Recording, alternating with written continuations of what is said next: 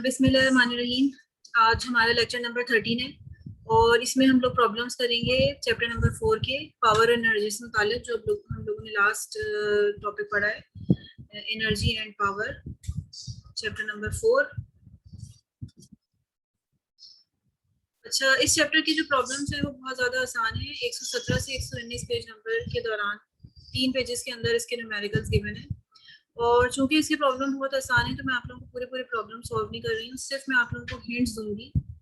आप लोगों के पास बुक होनी चाहिए, ठीक है। कुछ क्वेश्चंस मैं रीड कर लेती हूँ यहाँ पर और आप लोग जो है वो उसको सॉल्व कर लीजिएगा अपने पास। अच्छा, ये जो है पेज नंबर 115 है, सॉरी 117 है, सेक्शन 4.1 और एनर्जी एंड पावर से रिलेटेड जो है ना ये न्यूमेरिकल्स हैं। शुरू में आप लोगों से तकरीबन 40 प्रॉब्लम्स हैं तो मैं बारी बारी करती जा रही हूँ, ठीक है। आप लोग उसको देख लें। क्वेश्चन नंबर 1 के अंदर इन्होंने कहा हुआ है कि आप बताएं कि पावर का जो यूनिट होता है वो हमने पढ़ा था कि वॉट होता है, उसके अलावा हमने एक यूनिट पढ़ा था हॉर्स पावर। तो ये कह रहे हैं कि इसके अलावा भी कोई और यूनिट होता है पावर का कि नहीं होता। तो yes, there is a unit for power which is the volt ampere, क्योंकि हमें पता है कि पावर जो है इलेक्ट्रिकल पावर को बराबर होती है वोल्टेज इनटू करंट के। तो उसका 1 वोल्ट बराबर होता है बेसिकली वोल्ट एम्पीयर्स के। तो ये आपसे पूछा है, this is the question number 1। Question number 2 में ये आपसे कह रहे हैं कि 1 किलो वॉट आवर ये किस चीज़ का यूनिट होता है। ये यूनिट होता है एनर्जी का। ये मैंने आप लोगों को लास्ट क्लास के अंदर पढ़ाया था। This is the unit of energy. तो कितने जूल्स बनते हैं 1 किलो वॉट आवर। तो अब हम इसको क्या करेंगे, जूल्स में कन्वर्ट करने के लिए किलो की जगह पे 1000 रख दिया, ठीक है। 1 वोल्ट जो है वो 1 वोल्ट एम्पीयर के बराबर होता है तो इट इज 1, ठीक है। और आवर जो है वो 60 मिनट्स और 1 मिनट बराबर होता है 60 सेकंड्स के। तो हमने इसको मल्टीप्लाई कर दिया, मल्टीप्लाई करने के बाद ये हमारे पास आंसर आ गया। तो 1 kilo watt hour is equal to 3.6 × 10⁻6 joules. अच्छा, क्वेश्चन नंबर 3 है इसके अंदर के कह रहे हैं कि अगर किसी जगह पर किसी रेजिस्टर के अंदर एनर्जी कंज्यूम्ड हो रही है इस रेट के ऊपर 350 जूल्स पर सेकेंड, तो उसकी पावर क्या होगी। तो पावर, ये बेसिकली पावर ही तो है। What is this, this is a power. तो सेम पावर जो है ना वो बराबर होगी 350 जूल्स पर सेकेंड।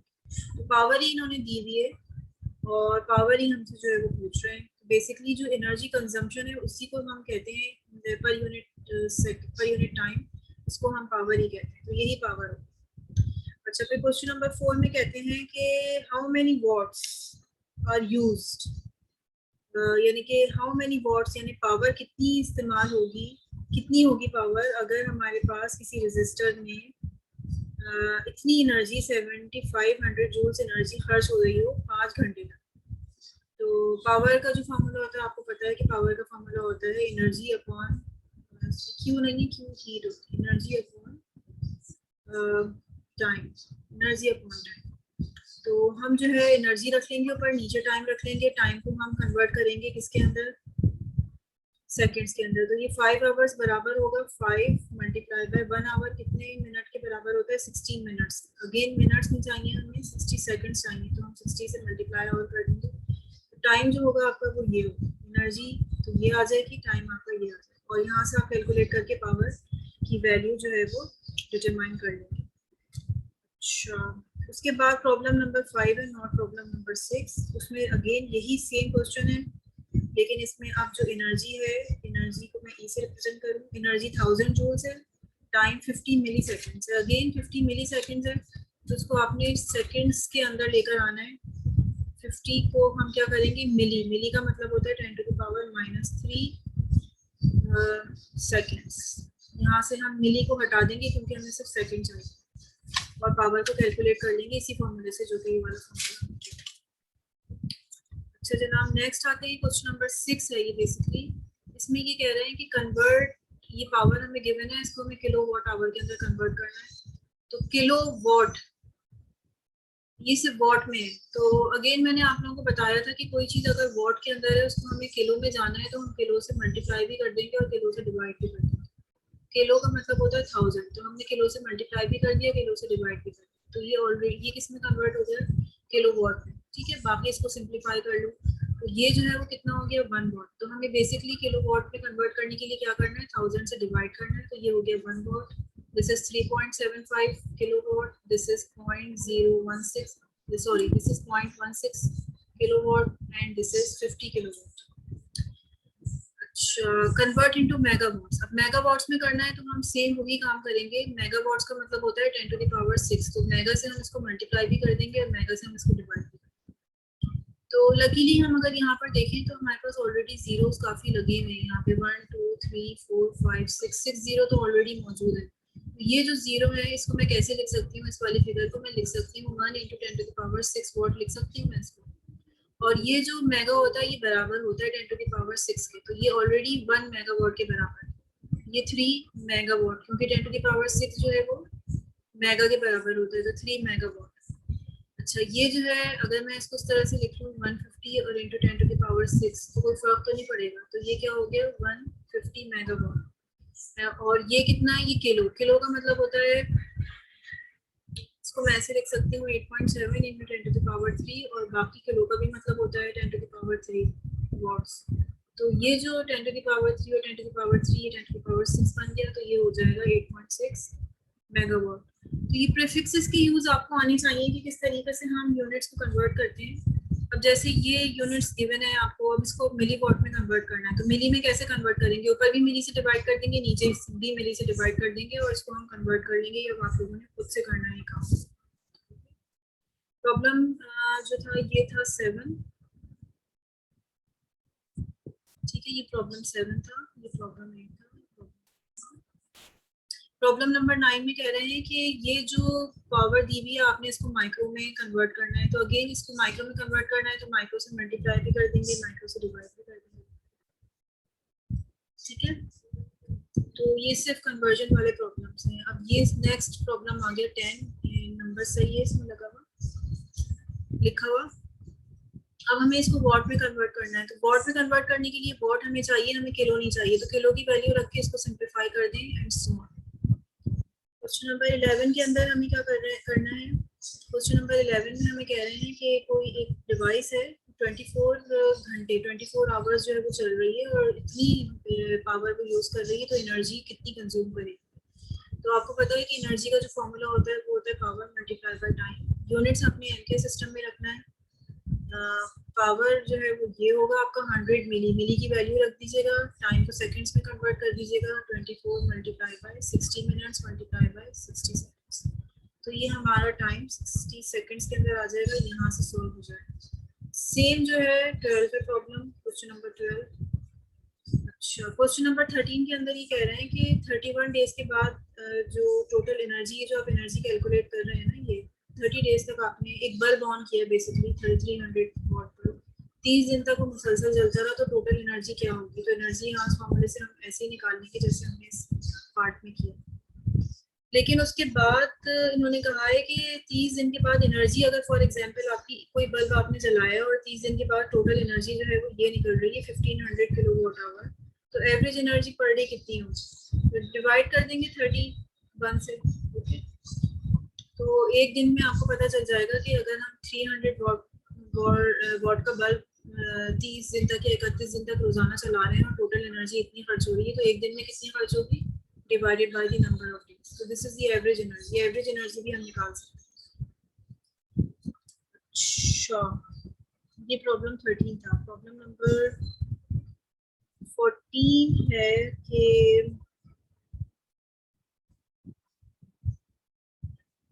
अच्छा, कुछ प्रॉब्लम्स मैंने लिखे भी नहीं है, इतने आसान है। क्वेश्चन नंबर 14 भी कन्वर्जन वाले हैं सारे, तो मैंने यहाँ पर नहीं लिखी। 14 15 आप लोगों ने खुद से अटेम्प्ट करनी है। एक्चुअल प्रॉब्लम नंबर 14 और 15 आपने खुद से करना है। Do yourself, okay, do yourself. 14 15 ये problem number 16। For how many seconds, time पूछा इन्होंने, must there be a 5 ampere current through a 47 ohm resistor in order to consume 25 joules। आपसे ये पूछ रहे हैं कि टाइम कितना लग रहा है अगर किसी रेजिस्टर के अंदर जिसकी वैल्यू ये है, करंट इतना गुजर रहा है और इतनी एनर्जी कंज्यूम हो रहा है। तो पावर का फॉर्मूला सीधा सीधा हम लगाएंगे। पावर किसके बराबर होती है, एनर्जी अपॉन टाइम के। और पावर जो है वो पावर हमारे पास गिवन नहीं है, लेकिन हमें आई और आर गिवन।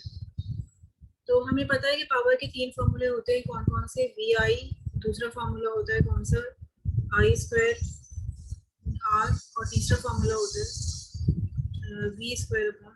तो यहाँ पे हमें आई और आर गिवन है, तो इस वाले फॉर्मूले को यूज करते हुए हम पावर की वैल्यू डिटरमाइन करेंगे, एनर्जी आपको गिवन है, और टाइम यहाँ से आप डिटरमाइन करेंगे। ठीक है, तो ये आपको हो गया जनाब प्रॉब्लम नंबर 16। अच्छा, अब उसके बाद प्रॉब्लम नंबर 17 हमारे पास आता है।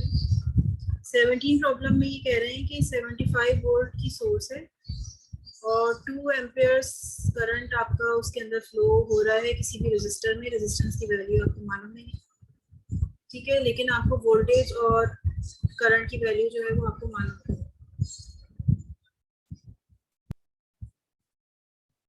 तो इस प्रॉब्लम के अंदर हम लोगों को जो है हमसे पूछा है कि रेजिस्टेंस की वैल्यू क्या होगी, तो simply V is equal to I R के फॉर्मूले से हम यहाँ पर रेजिस्टेंस की वैल्यू डिटरमाइन कर लेंगे।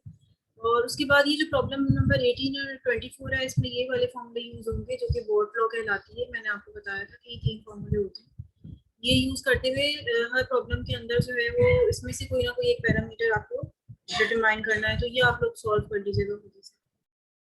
अच्छा, उसके बाद क्वेश्चन नंबर 26 है। क्वेश्चन नंबर 26 में ये कहा हुआ है कि चैप्टर नंबर 3 में जो हमने एक्टिविटी प्रॉब्लम की थी उसमें हमने वोल्टेज रेगुलेटर जो है वो स्पीड कंट्रोलर बेसिकली हमने बनाया था। सॉरी, स्पीड कंट्रोलर के अंदर हमने डिफरेंट डिफरेंट रेजिस्टर्स जो है वो यूज किए थे। तो उन रेजिस्टर्स की जो पावर रेटिंग है वो आप डिटरमाइन करें। तो थोड़ा सा मैं रिकॉल कर लेती हूँ, पीछे की तरफ चले जाते हैं।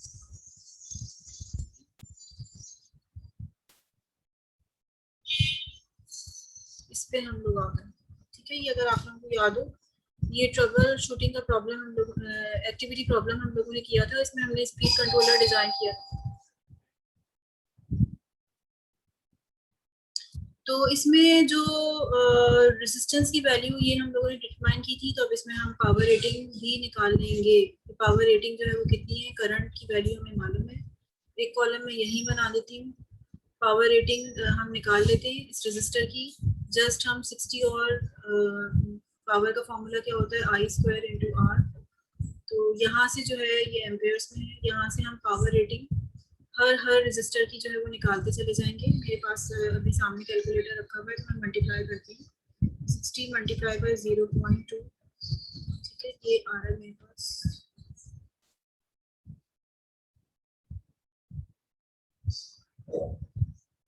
तकरीबन 2.4 वॉट। अच्छा, इसको निकालती हूँ मैं।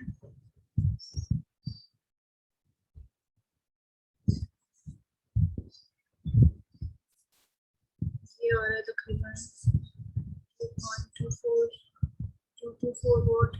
अच्छा, तीसरा निकालती हूँ मैं।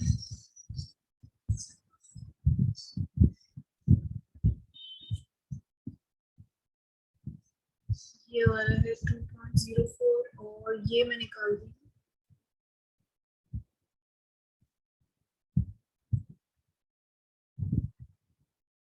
ये आ रहा है तकरीबन 1.8। ये पावर रेटिंग आपसे पूछिए, तो आप ही देख रहे हैं कि ये तकरीबन 2.2 से अबव है। तो पावर रेटिंग सारे रेजिस्टर्स की पावर रेटिंग जो है तकरीबन 2 से अबव आ रही है। ये भी ऑलमोस्ट 2 ही है। तो आपने जब ये voltage regulator sorry speed controller बनाना है, तो उसके अंदर कौन से रेजिस्टर आपने यूज करने हैं जो कि जिनकी पावर रेटिंग जो है वो 2 से अबव ही हो। ठीक है, तो ये प्रॉब्लम नंबर 26 था। वापस चलते हैं हम।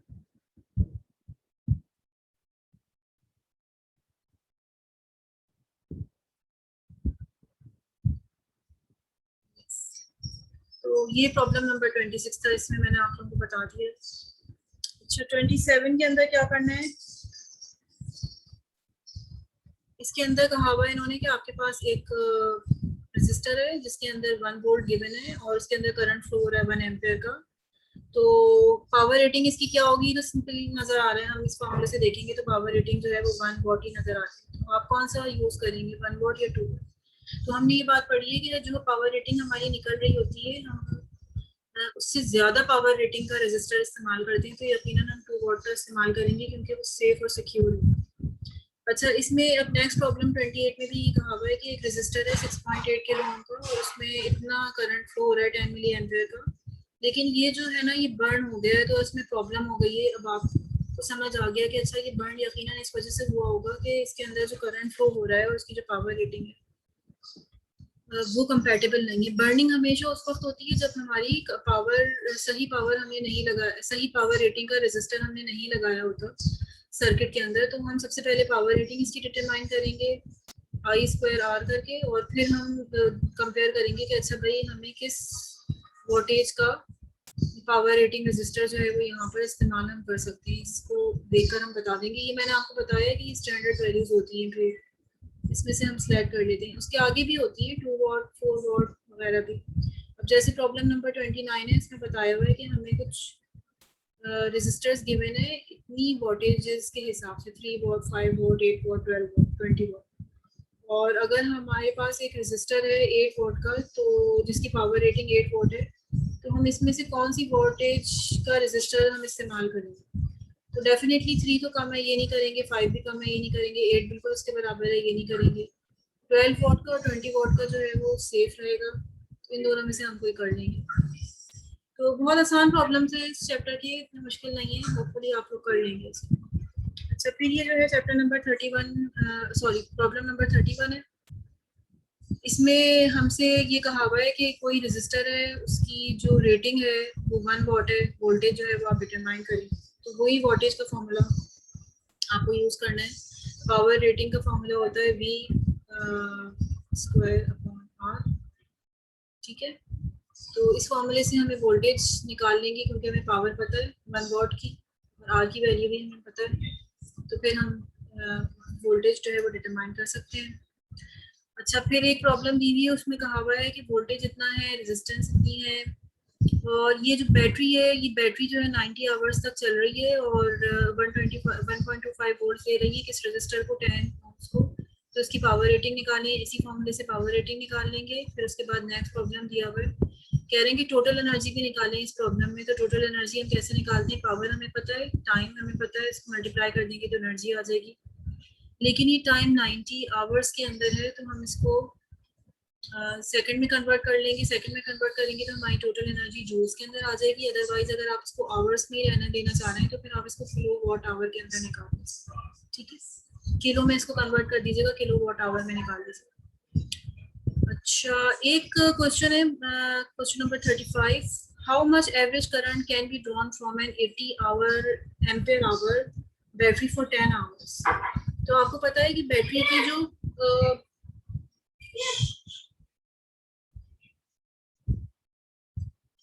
बैटरी की जो रेटिंग होती है वो होती है एम्पेयर्स आवर के अंदर, यानी कि 80 एम्पेयर आवर अगर हम टाइम को और करंट को मल्टीप्लाई करें तो ये 80 एम्पेयर आवर्स आना चाहिए। तो बेसिकली हम कितनी एम्पेयर्स एवरेज एम्पेयर्स हम चाह रहे हैं वो हमें पता करना है, और हम 10 घंटे जो है ना इस बैटरी को चलाना चाह रहे हैं। 80 एम्पेयर आवर का मतलब है कि अगर हम इसमें से 80 एम्पेयर 1 घंटे तक हम निकाल सकते हैं, तो हम जो है वो हम इसको 1 घंटे नहीं चलाना चाह रहे बल्कि हम इसको 10 घंटे चलाना चाह रहे हैं। तो 10 घंटे हम इसको चलाना चाह रहे हैं, तो हमें कितने एम्पेयर्स 1 घंटे में यूज करने होंगे। तो यहाँ से आप एक्स की वैल्यू डिटरमाइन कर लें 80/10, तो ये सीधा सीधा से हमें पता चल जाएगा 8 एम्पेयर्स। इसका मतलब क्या है कि हम 1 घंटे में 8 एम्पेयर्स यूज करना चाहिए हमें, ताकि ये बैटरी 10 आवर्स तक जो है वो चल जाए। तो ये प्रॉब्लम जो है वो बहुत आसान से प्रॉब्लम है, मेरे ख्याल आप लोग उसको कर लेंगे अटैम्प्ट।